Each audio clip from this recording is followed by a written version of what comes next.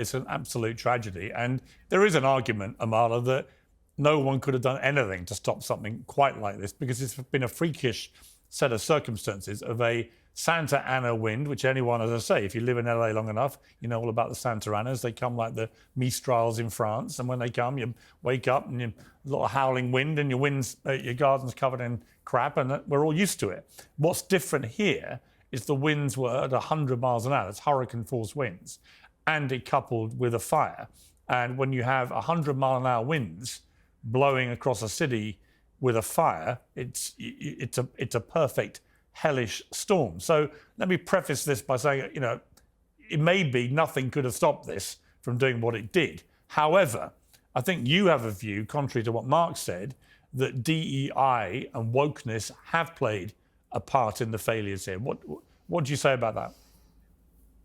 Yeah, I think there's a lot that we're going to learn in the days to come about these fires. As Jillian and I believe Mark mentioned, we're still waiting to see the cause of a lot of these fires. It's totally understandable to me that this is what happens in LA, that we can pretty much imagine that this is going to occur to some extent. But we can also see a department that has, in my opinion, wasted time and resources on these woke agenda pieces like diversity, equity, and inclusion. Where could that time and where could those resources have gone? What could they have been allocated to when it comes to response to these fires? Not only that, I'm seeing reports on social media, I don't know about anybody else, of arsonists, looters, and this is sort of a culture that we've created here in Los Angeles, here in California, with the way that we've been soft on crime, with the different policies that we've pushed forward. So honestly, I think we're at this moment of just waiting for information. But as Jillian said, you can also see that reservoir that held what should have been 117 million gallons of water was not working. The brush cleanup that should have been happening for decades was not happening. You have Rick Caruso here in Los Angeles,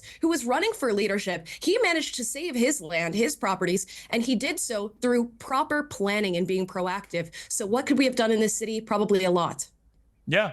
I mean, Mark Lamont Hill, you know, I saw you shaking your head there, but I'm not quite sure what you're shaking your head about. Because anyone who's lived in LA, like I said, it's been clear. Two things have been clear. Newsom has had a lot of rhetoric about being tough on crime and sorting out the homeless problem and so on. And the complete reverse has happened. You know, even in Beverly Hills, where I live, and I go to lots of other parts of the city when I'm in LA, but even in Beverly Hills, the degree of homelessness, the degree of crime, violent crime involving guns, right in the middle of Beverly Hills at lunchtime, shootouts in restaurants and things, that never used to happen, I can tell you.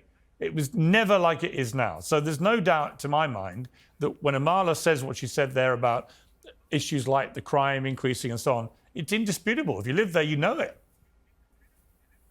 Right. I mean, if one were not watching this video and only hearing it, they would think that I shook my head when we were talking about crime and homelessness. I didn't. Well, you seem to. What I shook my head. I'm sorry. What I shook my head to was the issue around the quote unquote woke policies and DEI policies. Right. That specifically is what I'm addressing. So we don't have to guess. I'm telling you what it was. The idea that there's some relationship between the fires and the department's investment in DEI policies. Even Amala herself has said, you know, we're going to find out if that's the case. But why are we beginning from a premise that that is the case? Is anything possible? Sure, but there's no evidence of it. Also, the idea of calling it a wasted effort to me is a bit bizarre.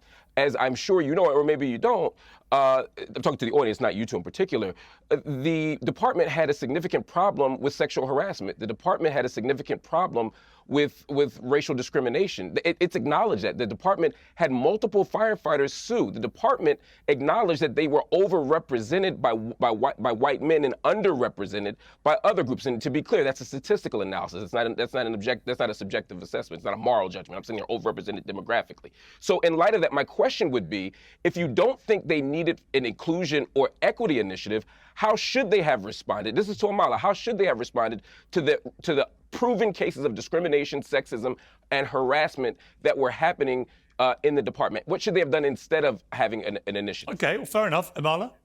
Yeah.